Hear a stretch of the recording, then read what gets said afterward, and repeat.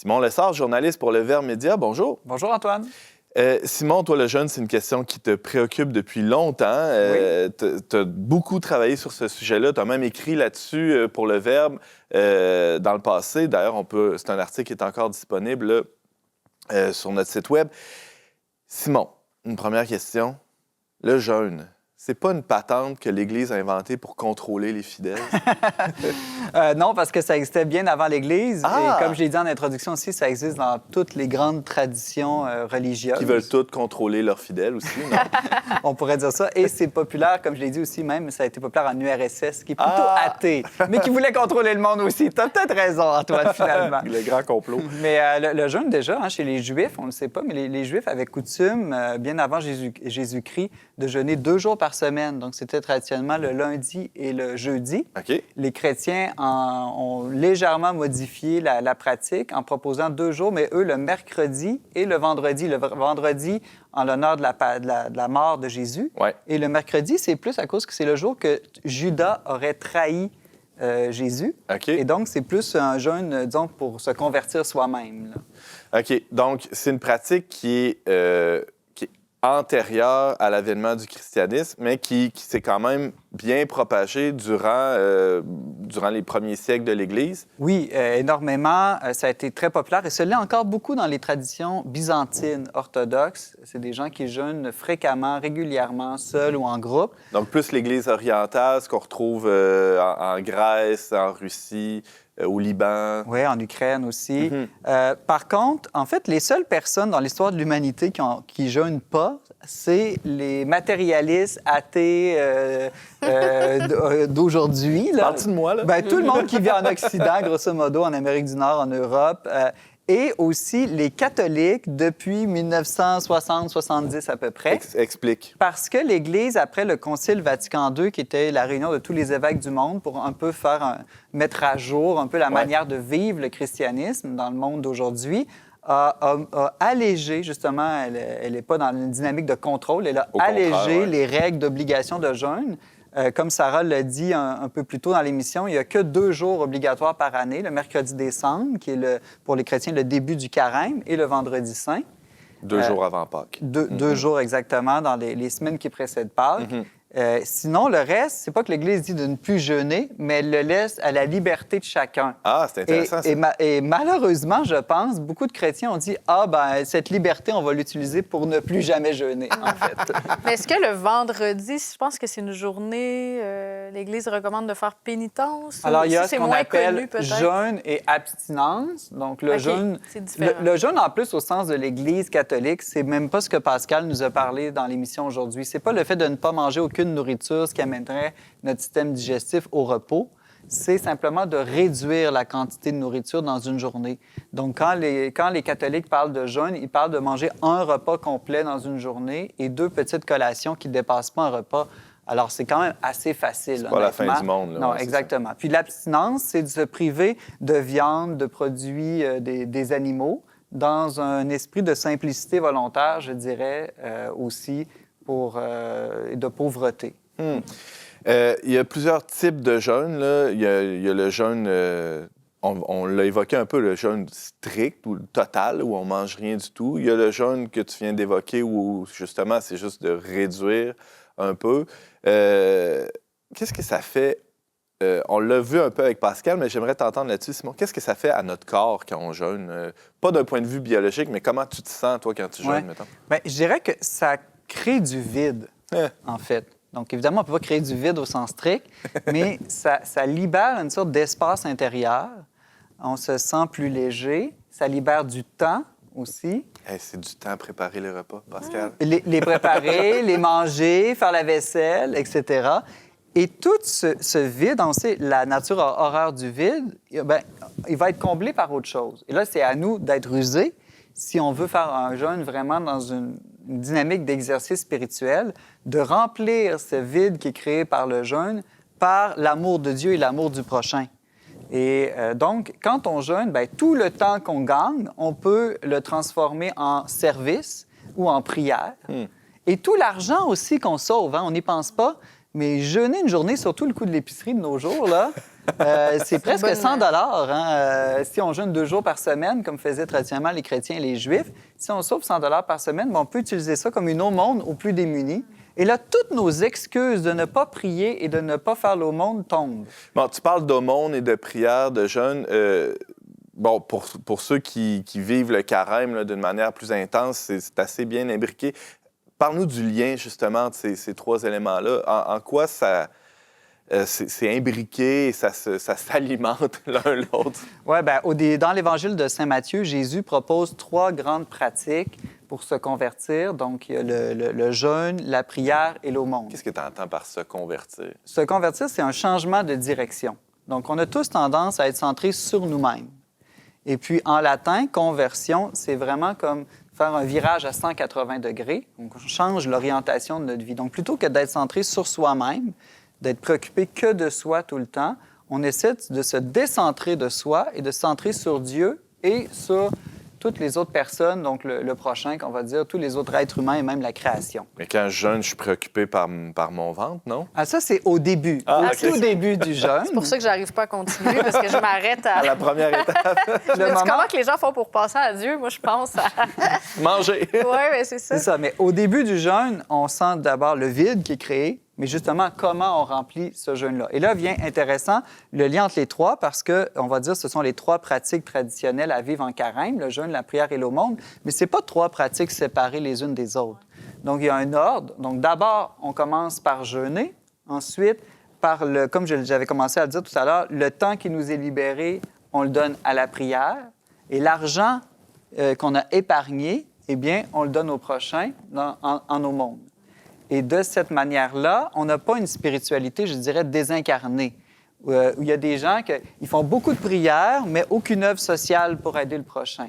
Il y en a d'autres, c'est l'inverse. Ils font plein d'œuvres sociales, mais ils négligent l'amour de Dieu, la relation à Dieu. Le jeûne permet de faire bien le lien entre toutes ces choses. Tu l'as un peu évoqué tout à l'heure, le lien avec la création, ça nous descend de nous-mêmes, donc ça nous rend plus attentifs aux autres, à Dieu et à l'ensemble du cosmos là, ou de la création. Ce lien-là, je le fais moins, évidemment. Là. Simon, aide-moi un peu. Bien, en fait, d'abord, c'est très écologique de jeûner. Hein? Ah! Je sais que l'écologiste David Suzuki, qui est canadien, lui avait recommandé que le monde entier reprenne la pratique chrétienne du jeûne au moins 1 jour par semaine. Il disait que ce serait suffisant pour faire une révolution écologique à travers la planète. Surtout, puis même l'abstinence aussi. Donc, il redécouvrait la sagesse, disons, de l'Église, hein, parce que si on diminue tout le monde notre consommation de viande, ça a un impact... C'est ça que tu entends par abstinence, c'est de s'abstenir de manger de la viande, par exemple, le vendredi. Quand on parle d'abstinence au niveau du jeûne, pas au niveau de la sexualité, c'est le fait de se priver des produits animaux. OK. Oui, donc il y a ça, il y a un impact écologique majeur. Ensuite... donc, je dirais qu'il faut comme passer du fast-food au fasting, pour prendre des mots anglais, là, de cette consumérisme qu'on a peut-être inclus dans notre manière de manger aujourd'hui, hein, toujours plus en quantité ou en variété. C'est comme toujours la fête à chaque jour. Hein. Exactement.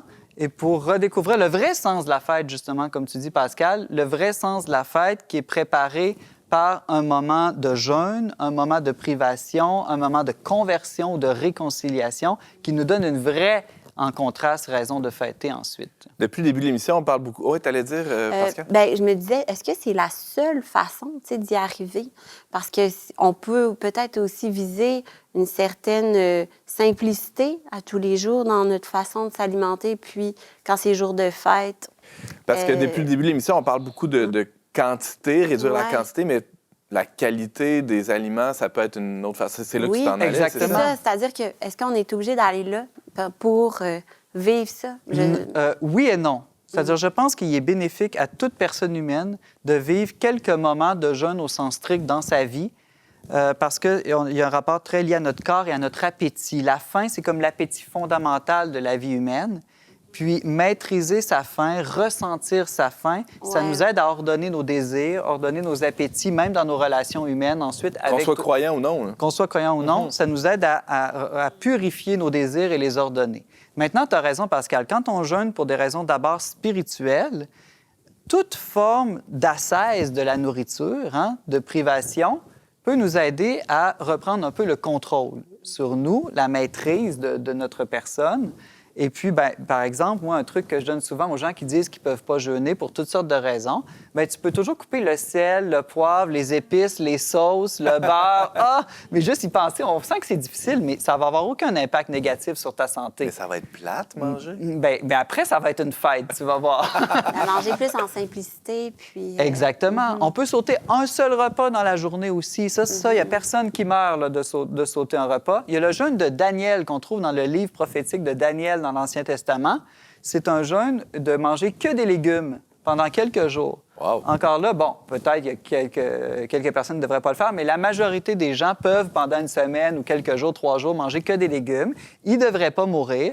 Et encore là, c'est une manière de vivre le jeûne de manière spirituelle, ou le jeûne le plus classique chez les chrétiens, c'est le jeûne au pain et à l'eau.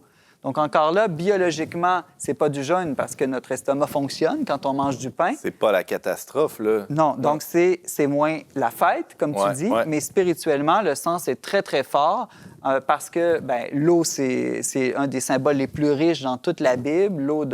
L'eau du baptême, l'eau qui donne la vie, l'eau qui jaillit du cœur du Christ, etc. Et puis le pain, on pense tout de suite à la multiplication des pains qu'a fait Jésus, au pain eucharistique. Jésus lui-même qui dit qu'il est le pain de vie. Et donc, on peut comme réfléchir à toute cette richesse de symboles spirituels-là lorsqu'on jeûne au pain et à l'eau. Demain matin, je vais me faire un bon pain aux olives avec une grosse beurrée de beurre à l'ail dessus. Je vais peut-être mettre une tranche de jambon aussi entre les deux. Alors, moi, ce que je dis à ça, c'est il y a différents niveaux de pénitence ou d'ascèse. Et il vaut toujours mieux faire quelque chose que rien. Ah! Donc, moi, je dirais, toi, tu jeûnes avec de l'eau, avec un peu de tisane, ou tu rajoutes du beurre sur ton pain. De l'eau pétillante citronnée. Alors, c'est vrai que c'est un effort moins grand, mais si ça t'incite ou ça t'aide à au moins faire cette pratique-là, ben pourquoi pas. Ouais. Simon Lessard, il y a des fruits. Encore un très bon jeu de mots. Des fruits spirituels à jeûner. Qu'est-ce que ça donne? Je veux dire, parce qu'on fait pas... oui, on fait ça là, pour se convertir, se tourner vers Dieu, mais finalement, là, c'est pas du masochisme. Il faut bien que ça nous rapporte quelque chose. Oui, énormément de fruits spirituels. Je vous en nomme quelques-uns que les maîtres spirituels rapportent souvent. On dit que ça permet d'acquérir la paix du cœur, la liberté intérieure, de créer un espace pour l'Esprit Saint. L'Esprit Saint, c'est vraiment la présence de Dieu qui vient nous habiter en nous. Ça peut rendre plus clair notre pensée, mieux connaître la volonté de Dieu. Souvent, on se demande, tu sais, un grand choix, là. Pas est-ce que je mange la soupe aux carottes à soir, là, mais est-ce que c'est le temps de déménager, de changer de travail, d'avoir un autre enfant? Bien, ça, souvent, le jeûne va venir clarifier un peu, mieux connaître la volonté de Dieu sur notre vie. Et puis de trouver aussi l'inspiration. Beaucoup de prophètes ont reçu des inspirations de Dieu après des périodes de jeûne de 2-3 jours, par exemple. La reine Esther a fait un jeûne assez célèbre, là, je pense que c'était de 3 ou 4 jours. Elle n'a même pas bu, en fait. Là, les iconographes... Puis elle a eu des grandes inspirations. Les iconographes jeûnent souvent avant de faire une icône, par exemple, dans une tradition plus orthodoxe. Ah ouais. Et puis, il y a le docteur le plus célèbre de l'Église catholique, qui est Thomas d'Aquin, qui, lui, résume tous les raisons de jeûner en 3. OK. Et puis, c'est très basic, je dirais. Là. Sa première raison, il dit simplement, c'est pour réprimer les convoitises de la chair. Donc là, on va penser évidemment à la sexualité, tous les désordres liés à la sexualité. Puis il va citer Saint Jérôme qui va dire « Sans Cérès et Bacchus », qui sont les dieux du vin et de la nourriture, bien sans Cérès et Bacchus, Vénus reste froide. Vénus, c'est la déesse de l'amour. Okay. Mais saint Thomas va plus loin. C'est pas juste lié à la sexualité. C'est tout ce qui, dans notre corps, toutes les passions, les émotions, peut nous amener à avoir des relations déréglées avec nous-mêmes ou les autres. OK. Un peu la médisance, mettons. Oui, il va souvent y avoir des liens, en fait, parce que le jeûne nous aide, comme je le disais tout à l'heure, à avoir une certaine maîtrise plus grande de ses appétits, de soi, de ses désirs. Et donc, cette maîtrise-là, après, une fois qu'elle est gagnée, elle s'applique à toutes les autres dimensions de notre vie, donc même la maîtrise de la langue. Oui. Ensuite, le deuxième effet, c'est vraiment de l'esprit qui peut s'élever plus librement pour la contemplation des choses célestes. Donc, on a un corps, mais le corps, il faut en faire un bon usage. Si notre préoccupation est trop sur le corps, on vient qu'on n'arrive plus vraiment à contempler. C'est pour ça que je disais tout à l'heure qu'on on prie mieux, là, pas après L'exemple de la salade de ton dîner, ouais, c'est ça. Exactement. Et puis, le dernier, qui est peut-être la dernière raison qui est la moins à la mode et la plus difficile à comprendre, c'est pour réparer le péché. Et ça, c'est ça nécessite vraiment la foi. C'est de croire que le moindre sacrifice qu'on fait dans notre vie, là, on parle du jeûne, mais ça pourrait être n'importe quelle autre forme de sacrifice, comme une veille ou un don d'argent, par exemple, s'il est fait avec un grand amour de Dieu, eh bien, il vient réparer du mal, soit que nous ou que d'autres on a fait. En fond, c'est un peu la loi, je dirais pas la loi du karma, là, parce que ça ne fonctionne pas tout à fait dans le christianisme, mais l'idée que tout bien qui est fait avec un amour sincère répare un certain mal. Non, mais ça, on peut l'expérimenter dans la vie de famille. Je veux dire, faire du bien, ça répare le mal. C'est assez évident. Et le jeûne, tu l'as bien démontré, a des impacts sociaux, spirituels, écologiques. Donc, on peut très bien considérer ça comme un bien. Ouais, moi, je suis convaincu que si le monde entier jeûnait une journée par semaine, puis donnait cet argent-là en aumône de nourriture aux plus pauvres, assez rapidement, je pense que la pauvreté dans le monde serait peut-être pas éradiquée, mais en tout cas fortement diminuée. Parfait. On commence aujourd'hui, Simon Lessard. Tu es journaliste pour le Verbe Média. Merci infiniment pour cet éclairage.